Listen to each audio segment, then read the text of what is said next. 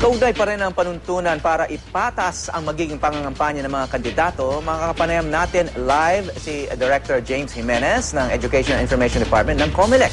Siya rin po ang tagapagsalita ng komisyon. Magandang umaga po, Director James Jimenez. Morning, Sir Harry. Yes. Okay.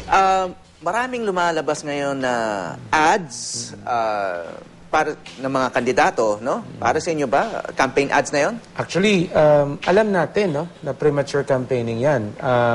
Unfortunately, ayon sa batas at sa Supreme Court, hindi pa natin sila pwedeng sitahin ngayon. Na pwede lang natin yan sitahin pagdating ng campaign period mismo. So, basically, ang sitwasyon dyan, yung premature campaigning na offense, magsisimula lang sa campaign period. So, medyo, obviously, wala ng premature campaigning. So, this is, in other words, walang mali dito sa ginagawa nila? Well, again, no, alam namin mali yun. Okay. Pero technically... Ano yung basihan ng sinasabi nyo na mali yun? Mali yun kasi ang premature campaigning nakaka-unbalance ng playing field yan eh.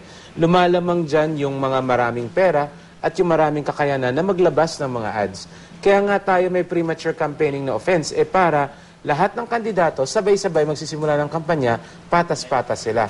Ngayon, dahil nga hindi natin nahuhuli o hindi natin nasisita yung premature campaigners, nagkakaroon sila ng unwarranted advantage.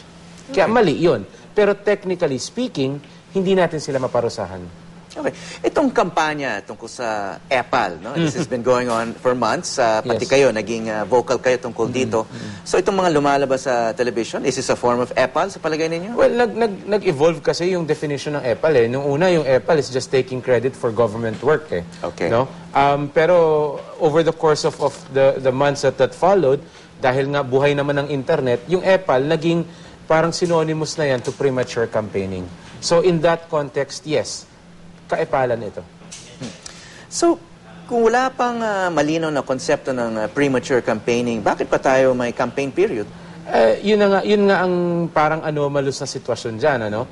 Yung batas natin stays as it is, pero dahil nga doon sa isang amendment, parang in effect, nabura yung premature campaigning. Pero, nandun pa rin yung requirement ng law na meron tayong campaign period.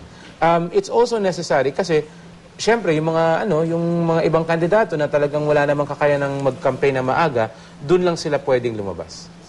Okay. Yung isang malaking pagbabago ngayon, pinapansin nyo na yung mga online campaigning, campaigning sa social media, at saka sa pamamagitan ng mga websites, blogs.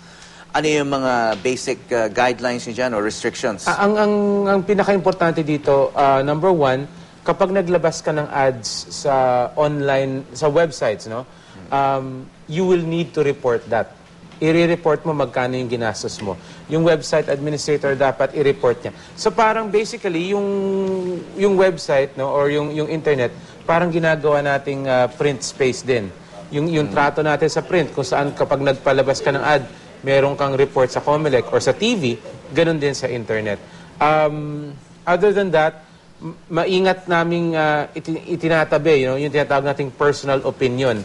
Kapag ang isang regular citizen naglabas ng kanyang preference, okay lang yon, hindi natin tatratuhing political advertising yon unless ang gumawa nun ay isang miyembro ng gobyerno. At kung yung kanyang pag-express ay may kasamang pecuniary value. Ibig sabihin, gumawa ka ng high definition na video to support your particular candidate, that might be considered as a donated material to the candidate, which means kailangan i-report.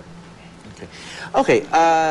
Malinaw naman siguro na yung sistema para sa pagbibilang o pagsusukal o pagmamonitor ng ads sa traditional media, TV, dyaryo, radio, no? Pero sa internet, there are millions of ways of advertising. No? I know. Literally. Ang dami-daming Twitter accounts na pwede mong gamitin for advertising, Facebook accounts na pwede mong gamitin for that purpose, no? Well, meron kaming binubuo na monitoring team, no? That's one. Second, we're encouraging volunteers to help us monitor these things. Basically, they look out wherever they are and then they send us reports. At pangatlo, meron naman tayong makikita mga hallmarks ng campaigning eh. No, pwedeng guerrilla marketing campaign yan or text brigade or whatever. But there are hallmarks na pwede mong bantayan, hanapin para masabing ito, I want to look at this deeper. The mass of communication, the mass of information available on the internet is still personal. So, yung scope ng problema, bagaman sa unang tingin napakalaki, kung ang tututukan mo lang ay particular activities, mas madali siguro. Okay. So, ilang tao ba ang nakatutok dito sa COMELEC? We're looking, binubuo natin yung team, at least 10 tao na nagmo-monitor ng social media platforms. So, hindi pa ako kasali doon. And I'm always online, so... And you also said na magkakaroon din ng crowdsourced monitoring. Yes. We're working on a framework for that para mas marami makatulong. And so far, the response from the internet has been encouraging. Marami nagsasabi na gusto nilang sumali sa effort na ito. So, basically, ano ba yung nakikita yung kind of dominant na forms of political advertising ang magaganap sa internet?